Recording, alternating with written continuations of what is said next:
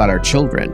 So often children are left in the wake of the workaholic. And the truth is, it ain't just in the secular world. I mean, there's plenty of pastors who are workaholics, who are out ministering, quote unquote, ministering to everybody else in the congregation and their family. Oftentimes, they are resentful at God, resentful at the church, and that has really been spurred by the workaholic behavior of their mom or dad or both in ministry. We need to recognize that we're not the only ones that we are offering on the altar of our perfectionism or our workaholism, but it's also our family. It's also the potential relationships around us as well. How can I experience a covenant love, right? That God speaks of if I'm single. Like, Lord, well, how does this look for the single person, right? And so He's been really teaching me through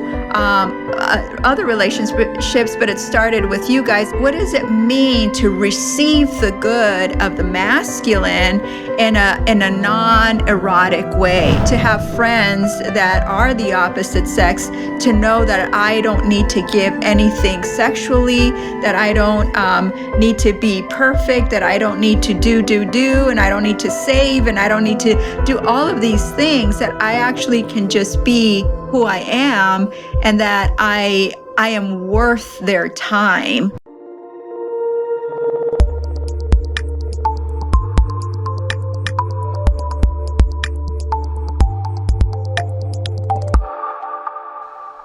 Well, hey, everybody, if you did not catch last week's podcast, I would encourage you to go back and watch that. That is the first podcast that I did with Becky, and she's here with us again today. We're picking up our conversation from where we left off, and the theme or the comment that she made that I really wanted to focus in on for this week is about the idea of slowing down. And Becky talked about how she had gotten to a place of really workaholism, just moving and moving and moving as a teacher, and showing up early and staying late, and having basically a couple of hours left to herself in the day, or a few hours for dinner and whatever, and then going to bed and doing it all over again.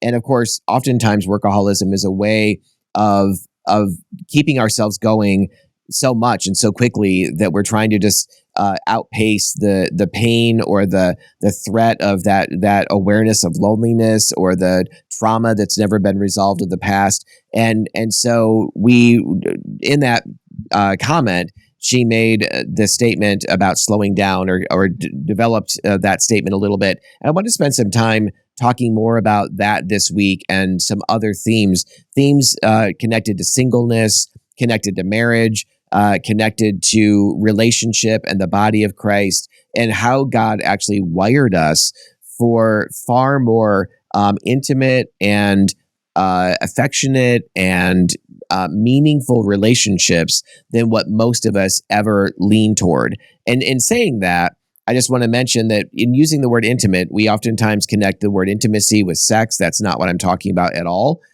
We oftentimes connect the word affection as that which is shown only between a husband and a wife, or maybe a dad or mom toward their children. And of course, that's true. But affection is also needed in female to female relationships and male to male relationships. Those look different. I'm not talking about feminizing masculinity. Those look different in feminine relationships and masculine relationships. But the reality is, I believe, that we are so detached from one another in terms of really meeting those emotional needs, meeting the longings of our heart, knowing that you, when you are in a relationship, when you come into the room, that people light up because you've just walked in, not because you're the most handsome person in the room or the most beautiful woman in the room, or because you're walking in and everybody knows, oh my God, this guy's a billionaire. None of those things. Simply because when you walk in the room, or when you come into the presence of somebody who knows you and is also vulnerable with you, there's a delight in who you are as a person made in the image of God.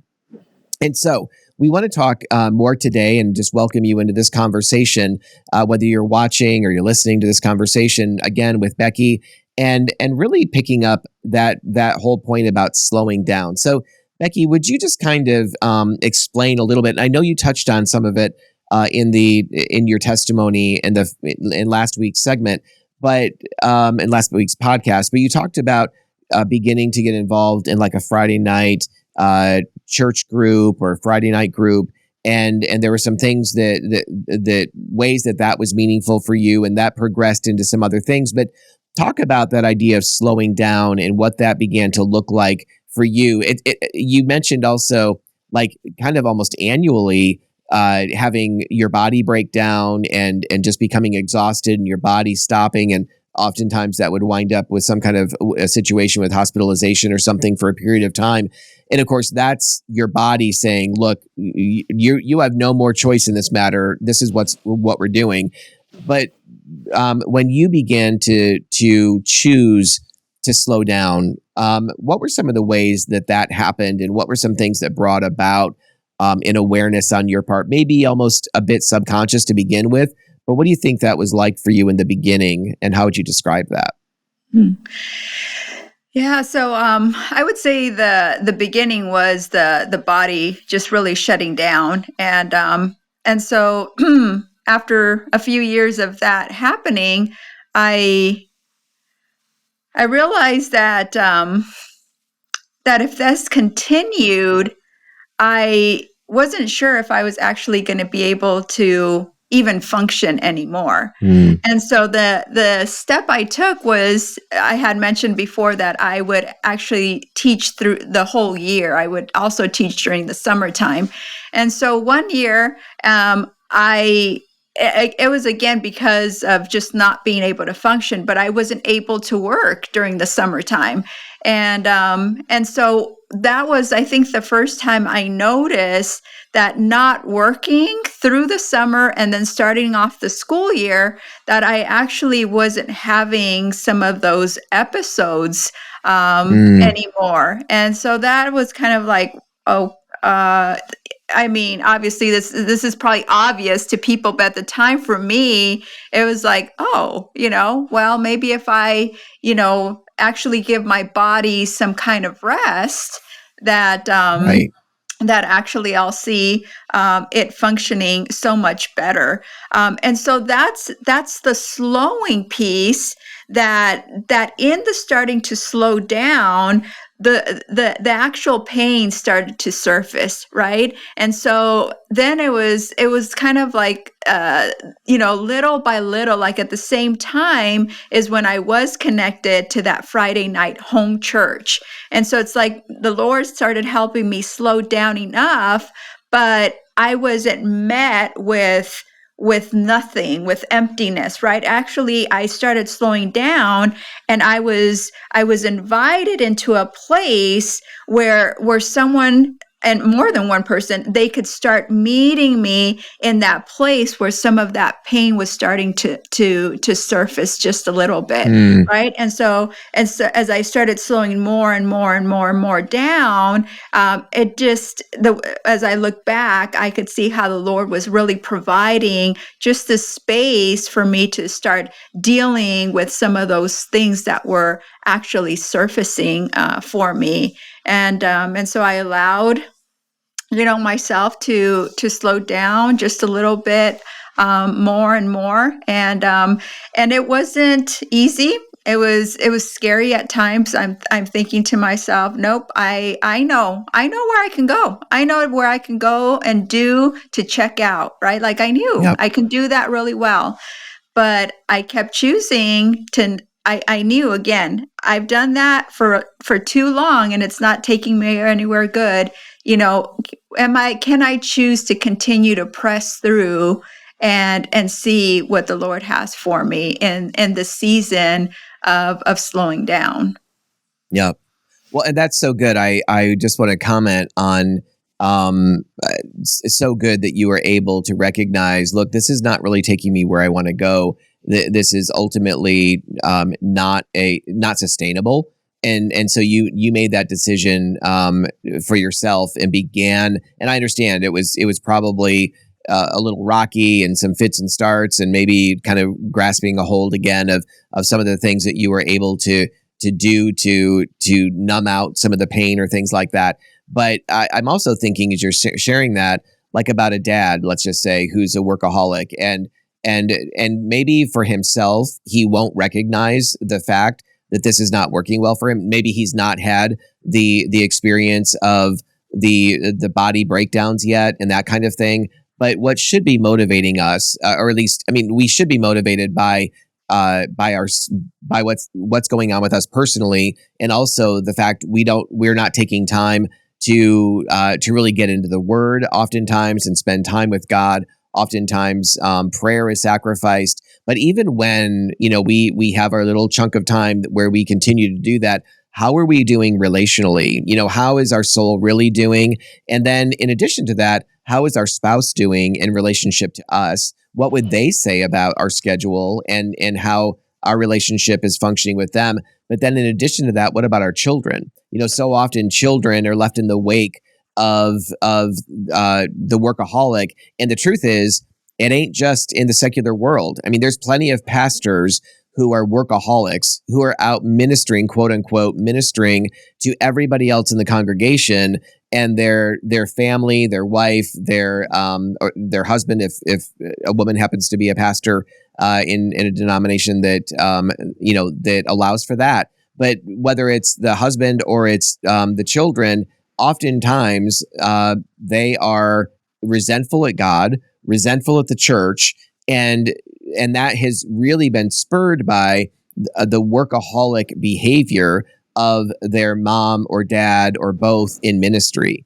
And so we need to recognize that we're not the only ones that we are offering on the altar of our perfectionism or our workaholism, but it's also our family. It's also the potential relationships around us as well. So, yeah, I mean, thanks so much, Becky, for sharing that. And and also just sharing about that, the Friday night group and the connections that formed there, and the way it sounds like there were opportunities there that were maybe a new experience for you of some women. I know that group is made up of both men and women, but new experiences of women really reaching out and wanting to connect with you and wanting to know your story and wanting to know more than just like the veneer. I mean, so many times people ask how you're doing, and this happens in church all the time, and the response is, "Oh, I'm fine," because it's the assumption that they don't really want to know me. I mean, they don't really want to know how I'm doing. It's just more of it's like saying good day or something to you. And but in that setting, I think you experienced people that wanted to know you more underneath the surface. Mm-hmm. Is that fair? Yes, very much so. And my life and life for me growing up, and just kind of with the consequences of the abuse and things like that, I was always the one. It seemed like somehow I always ended up being the one to pursue other people. I'm always pursuing. I'm always, and that was coming out of not very healthy, but that's beside the point. So I'm always the one pursuing, and so I'm entering into this home church where women are actually pursuing me, right? And that was I was like, what is this? I have, it felt uncomfortable, unfamiliar. I wasn't sure how I was supposed to respond back, but it was that pursuit, right? And it's just like, God's been pursuing us since, from Eden, right? From the garden, like He has been pursuing us. So it's these women that were a representation of that pursuit of me, and that pierced, my heart. The part of me that desired to be seen and known. Yes, still, uncertain about things, still kind of dealing with the perfectionism and the workaholism, but they just met me in that pursuit kind of way, Garry, that it broke me down. Like it just broke. I mean, walls that I had up, they just shattered down. And so I knew Mm-hmm. from then on, I went to Friday night for, I'm thinking maybe about 10 years or so. But I knew that I could go there and be fully known and fully loved, right? And Mm-hmm. that took time, right? But I could be Yep. who I was. And if I, reached out to them, they were so willing, to meet up with me. Even now on Saturday, I'm meeting up with one of the women that I met at the Friday night home church, and we're making, sourdough bread. So I mean, these are Mm-hmm. the relationships, right, that have endured, that she continuously pursues me, that I pursue her, and it's this mutual relationship of I want to walk with you, and I have something to offer, and I also want to receive, right? This mutual, where a lot of times relationships we get caught up with people that just need, right? But this is, I have something to offer you, and I want to receive what you have to offer me as well. And so it's healed, in this case, same-sex friendships, right? It's healed a lot of the broken stuff with my mom and with, other same-sex family members where I grew up. It's like God's really restored what it is to have friendships of the same sex. So, Yes. Yes. mhm. Absolutely. What would you say about? I hear what you're saying about same-sex friendships, and there's different seasons, and I think sometimes different groups where there's a greater emphasis on healing those relationships. And actually, I think that even in God's natural order of boys going through a stage and even girls going through a stage where they kind of want to be with one another in a certain stage of development in childhood. They don't want to be around the other gender so much. There's something about the need. I think that's evidence of the need that we have to really healthily bond with our own gender before we are able, and also getting to know, not just bonding with our own gender, but getting to know who we are as a boy or a girl in relationship to our own gender before we're really we start to mature enough and know ourselves enough to enter into that greater mystery of the other gender. And so it makes sense that one of the areas God would begin to heal most is in that formative and foundational need that you have for other women, other sisters in Christ, to know you and to walk with you and to have that pure connection and relationship. Was there a particular place, whether it was Friday night or something else? I know we've been involved in Living Waters together, you and I, and Melissa and I, and Jeremiah, and all that. And there have been other settings, maybe where you've been able um, to better get to know men who love Jesus, who are far from perfect, but yet are safe enough and whole enough to be good brothers in your life. How has that kind of transpired for you, if it has? Mhm. Yeah, so that, I think that really began with you, Gary, and your boys. So that really where the Lord brought me to live with you guys, and so Mm-hmm. it being around you and being around your boys, and just again the way that you guys are so intentional and purposeful in drawing me out as the feminine, but it's in that secure masculine strength that you and your boys have, that it felt it just there was a safety, a security in me, that I knew that I'm at a place where there's other men that actually want to love me and pour into me, that has nothing to do with anything sexual.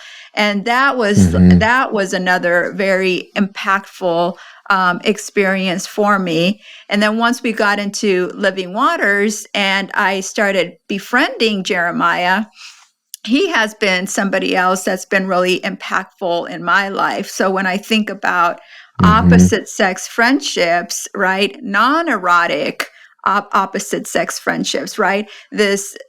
I'm still single. I've often talked to you and others about like how can I experience the a covenant love, right? That God speaks of if I'm single. Like, Lord, well, how does this look for the single person, right? And so He's been really teaching me through other relationships, but it started with you guys and then with Jeremiah to what does it mean to receive the good of the masculine in a non-erotic way, right? And how can I Yep. be partake in how the masculine, how men are designed, right? That they're designed to secure the woman, to protect the woman, and I can be part of that without there being this sexual piece component to it. Now, I want to be married one day. I would love to be married, but as you talk about how does God, in a sense, prepare us for whatever the next step is, right? Like this has been so healing for me to be to have friends that are the opposite sex, to know that I don't need to give anything sexually, that I don't need to be perfect, that I don't need to do, and I don't need to save, and I don't need to do all of these things, that I actually can just be who I am, and that I am worth their time. Like that has changed. I mean, it's given me a confidence, Garry.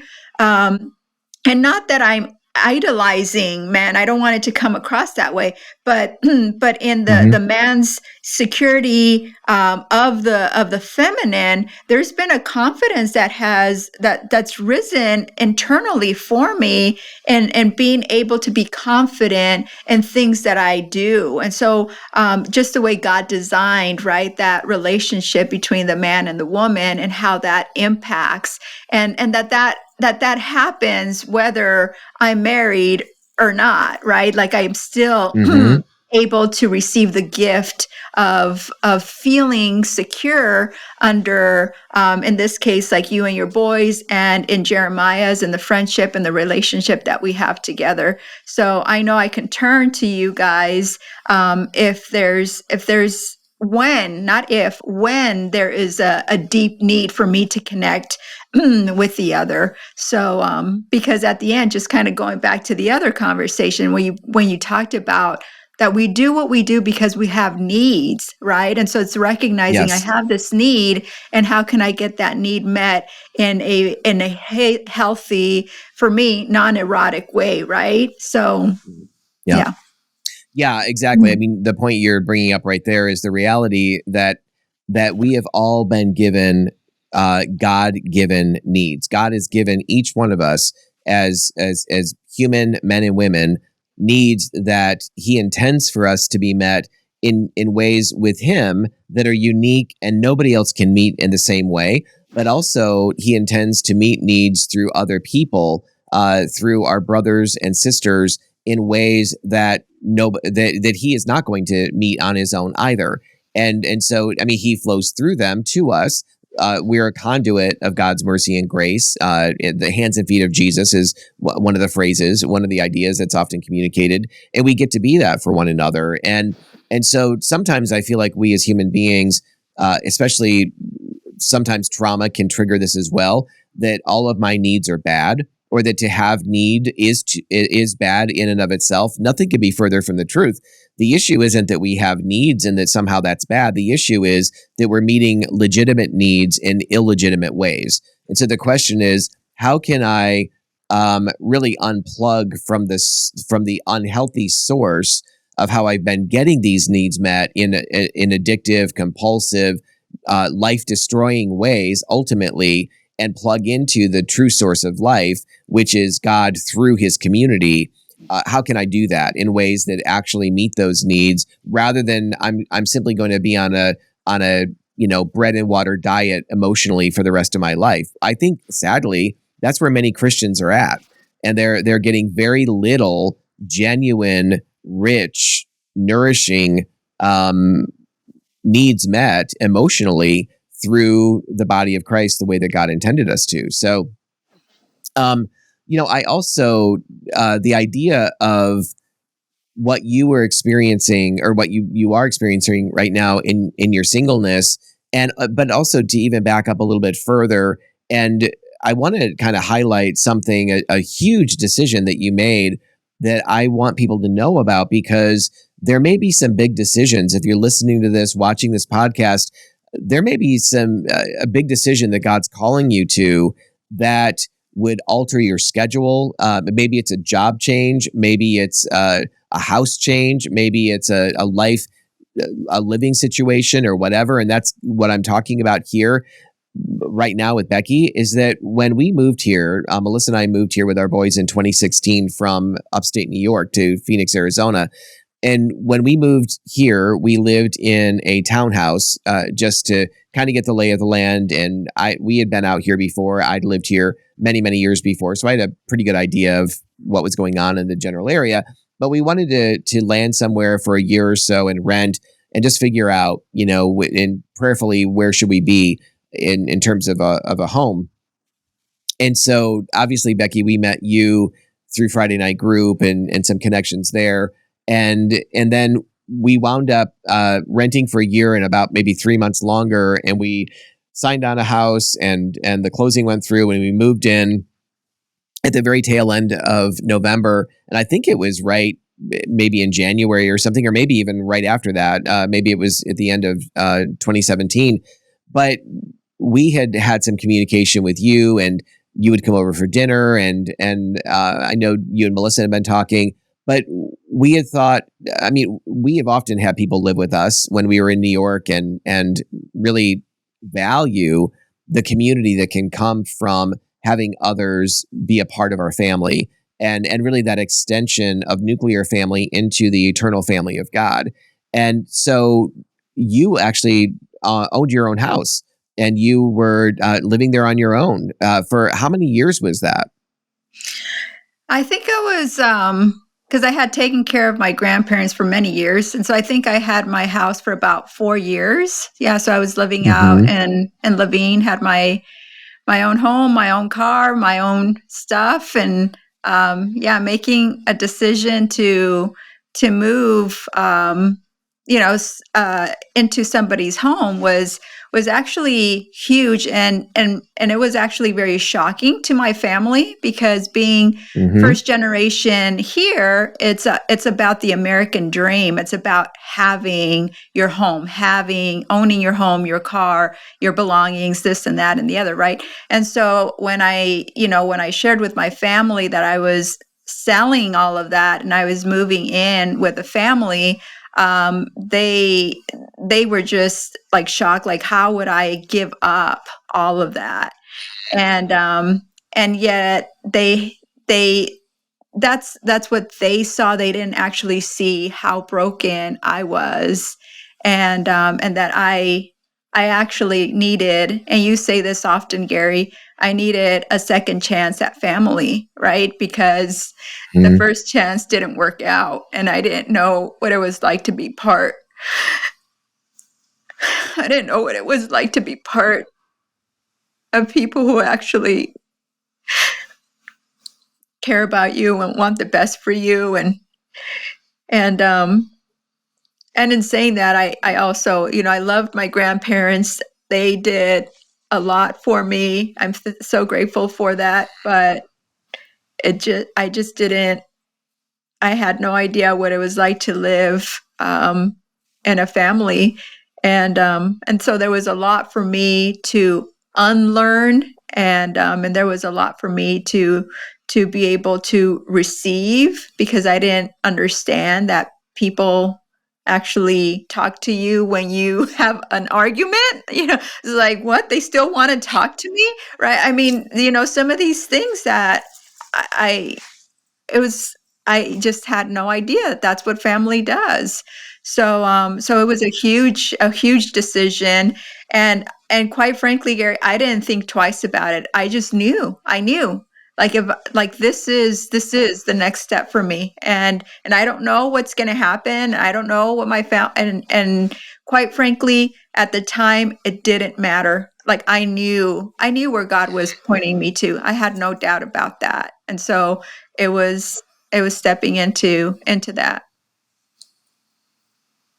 Well, it reminds me too, in earlier podcast, a couple of earlier podcasts, Dave Cottrell and I spent time talking and sharing, and I talked about having lived with him and Kathy and their boys, and so really what we have done, and the value that we also experience by having you with us, the family, the addition that you bring to our family is, or really multiplication of value and emotional blessing and encouragement, spiritual blessing and encouragement is huge. It's not just like it's something going in one direction. But I know when I lived with Dave and Kathy for a number of months, that was a lot of my own experience too, was learning what it was like to be in a family setting where, and I mentioned this in the earlier podcast, where it was really let your yes be yes and your no no. It was when they said something, or when they offered a word of encouragement, or they committed to something, or they were. I didn't realize until that time how much my upbringing had fostered a sense of never really knowing what somebody meant when they said something. Like I mean, they would say the words and they might even smile, but there was always that sense of, well, did they really mean it, or what did they mean by that, or what was, and so it was being around them for me was off-putting to start with. It almost seemed, it was not, rude isn't the right word, because there was never a tone of rudeness or any of that was communicated, but it was just such a direct and clear environment to be in, that it was a little shocking for me. And yet almost immediately, when I recognized the value of it and what it actually was, it was so healing as well. And just being a feeling like I've been a part of their family for all of these years. They've been an extended part of me and my family for all these years. And what a blessing that is. It reminds me also of Rosaria Butterfield's, I think it's her third book, called The Gospel Comes with a House Key. And the way that she talks about radical ordinary hospitality, and the beauty and the glory and the joy and the relationships, the richness that can happen through extending spiritual, biblical hospitality is so needed today. That so needed by people. We're really living in a culture where loneliness is epidemic, and that only became worse, with COVID and all of that was going on there. But it was already a huge issue, and I think it's only been exacerbated and continued to be a bigger issue on the other side of that. And I think part of the practical solution is that we need to have our homes open for more than just a meal, for more than just a stopping by, or we're going to get together as a small group for an hour a week or something. That's good, and all of those things are good. But what about the people? And I'm thinking particularly of singles. What about the people who are single, who really want to follow Jesus, have a longing to follow Jesus, but are so desperately lonely that the enemy is really gnawing at their soul, gnawing at with temptation to go and fulfill that someplace else, because there's just this massive gap in their heart because they're living alone, and the connections they have with the church and with the body of Christ are on Sunday morning and maybe one other time during the week, and it's insufficient to meet that God-given longing for the soul. Mm-hmm. Yeah, I mean, I completely agree, Garry. Just in the season of being with you guys, and you guys really walking alongside of me in terms of my singleness as well. Like there's a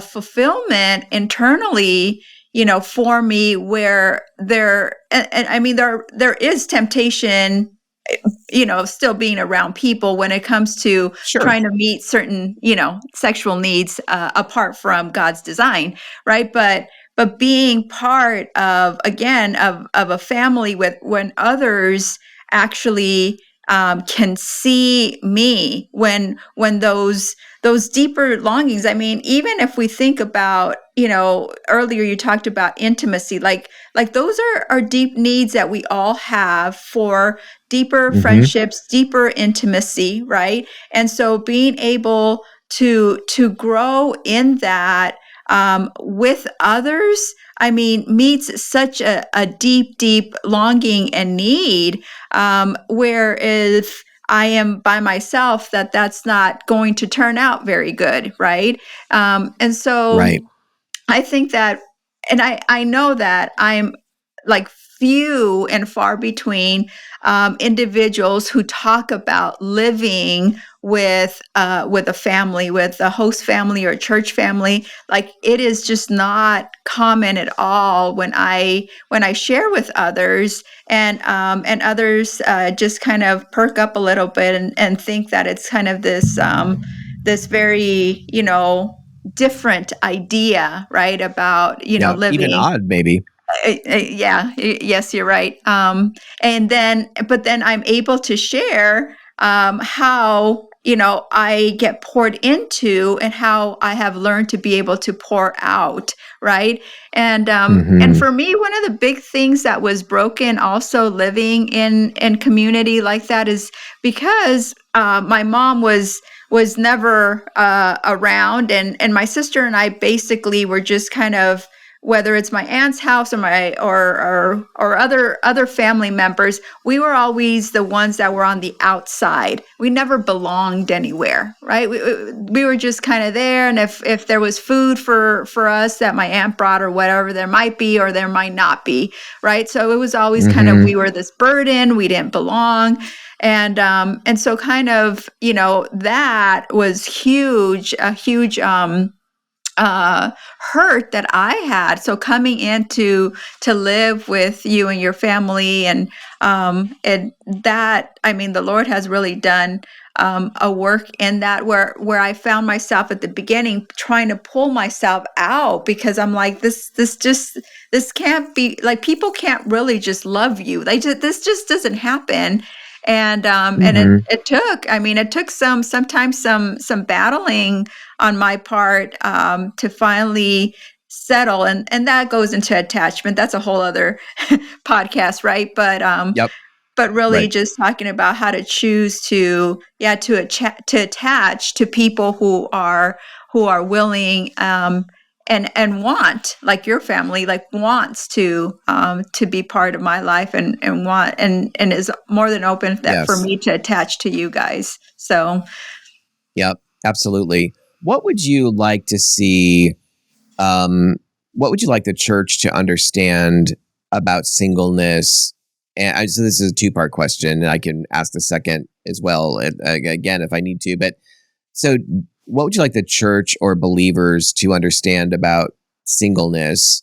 And if there is something that you're feeling, you feel like is often overlooked or left out, but then what are some practical things that the church could do beyond? I sometimes joke, I went to a few singles meetings in church and felt like, praise Jesus, I got out of there alive. I mean, it was like Hotel California, feeling like it was, or just like a Christian meat market or something.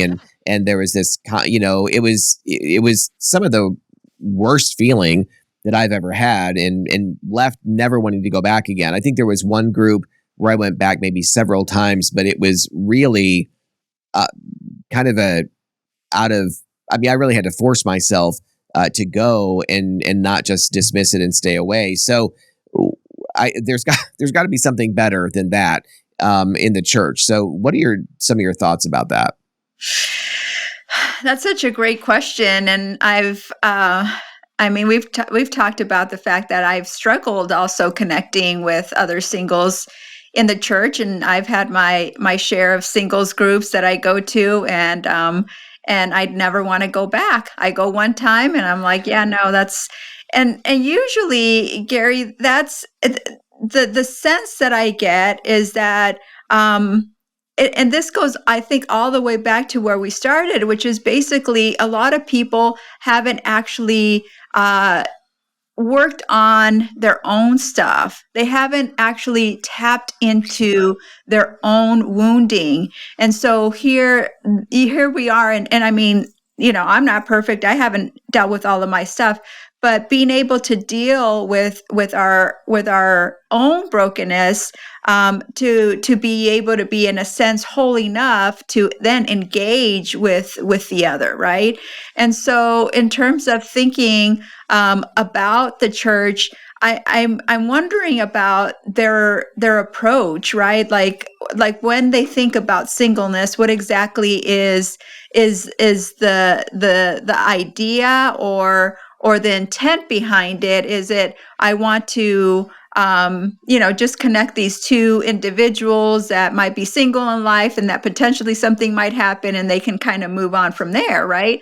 But I feel like if there was, and like, for example, like, Living Waters, of course nobody would say that that's a singles group at all, but the Right. idea that we come together as male and female, and we're actually walking through some of our own stuff together. Of course, there's some confidentiality in certain things, right? But we're actually walking life together, and in doing so, we're actually we're seeing what the other is their transparency, their vulnerability. They get to see ours, and there's this, again, this almost a sense of building this relationship, intimacy, non-erotic, none of that, but that you're building something, right? Where there is, you're starting to see this individual who God designed them to be, and they're walking alongside, being able to choose transparency and vulnerability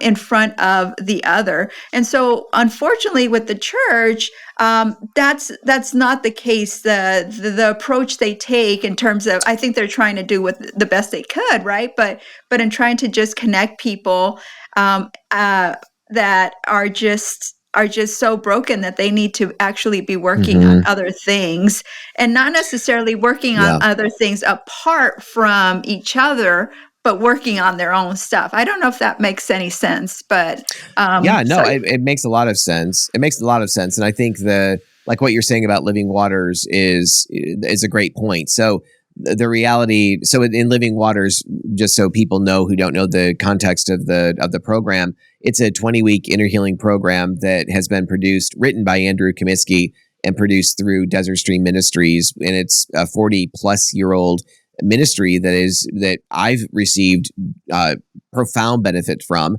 My wife Melissa has, Becky has, others, so many others that we know, hundreds of people we've seen go through just our local program, and have received great benefit from it. And what it is, it's men and women coming together for a time of worship, of teaching, and then oftentimes after that teaching, there's a large group ministry response opportunity of one kind or another. But then we break up into gender specific groups. So there's usually 2 or 3 groups of men, 2 or 3 groups for women, and each group has a leader and usually an assistant in it. And it's in that space that then we're in our own gender specific groups, and we're sharing things that we're not sharing in the larger group, but still spending 20 weeks together. And also there's a couple of times during the year, during that 20 weeks, that we add on a couple of extra weeks, and we actually will have like a banquet or a meal, and often a testimony night. So men and women are together, the whole group is together, leaders, participants, all of that together, and the participants have an opportunity to share how God, like halfway through the program, and then at the end of the program, how God is meeting them, is breaking things open, what's been a blessing to them about the program. And so one of the great things about that is just hearing from not just sisters and brothers, but hearing together, what God is doing. And so there is a way in which there's, while there's that gender specific safe place to process, we are in it together as men and women, and that is a very good and powerful thing. The other thing too, Becky, that you mentioned, I wanted to springboard off of a little bit is I think that so many times, and you, I think you also touched on this too, but so many times singles groups are places where people go to meet a husband or to meet a wife, and they're totally bypassing. I mean, this is the theme you were talking about. They're totally bypassing or not. They think that their problem is that they're not married. They think that the issue for them, their loneliness, all this other stuff is going to be resolved or solved, or largely so, through marriage. And honestly, the idea that I think we promote, that I need a companion and I need someone to do life with, there's a part of that that's fine and healthy and normal. But I do think that one of the things that we've learned through Living Waters and is becoming, and you use that phrase, whole enough, becoming whole enough. What winds up happening, what happened for me in Living Waters is that as I got more and more whole, as I became more and more comfortable in my own masculine skin and who God made me as a man, and actually beginning to really love being a man. I didn't deal with transgenderism per se, but that feeling that I had, that in order for me to be whole, I needed to be with another man. I needed to be living with and doing life with basically a guy that was functioning as my husband. But it was all the emptiness I had in my own frame, in this sense that I had nothing of the masculine really to offer a woman, for sure. I was getting that met in this other guy, kind of outside of myself in a sense. And as I began to get more whole, as God began to bring greater healing into my life, largely through Living Waters, I began to have a desire. I had an overflow that I wanted to give away. There was something that I wanted. I wanted relationship, not just because I wanted a companion, but even more so because I felt like this bubbling up and this overflow of something that was meant to not just be within myself. And that, I think, is a much better ground for beginning a relationship and moving potentially toward marriage with somebody than I need, and I want you to meet that need. Because ultimately we'll fail each other in when our needs are so broken and they're so pervasive, and we really do need, as you said, rightly so, there's so much more healing that's needed before we get to marriage. I just think it's essential that we understand that, and that the church understands that. And so there's a lot of things we could talk about when it comes to singleness. We're not going to get into all that today. Maybe we'll pick up. You talked about attachment. We could get into a whole other podcast about those. So I'm sure there'll be some future time when you and I will be together and sharing more. But Becky, I so appreciate your vulnerability and your transparency. And I know that there are so many who will listen to this and watch this podcast who will identify with so much of what you're talking about, or know others who can. So thank you again so much for your vulnerability and transparency. Thank you, Garry. I appreciate your time. We so appreciate the time you've just invested with us in our Transforming Congregations podcast. To join us for future podcasts, dial into transformingcongregations.org/podcast, and we look forward to seeing you in a future podcast.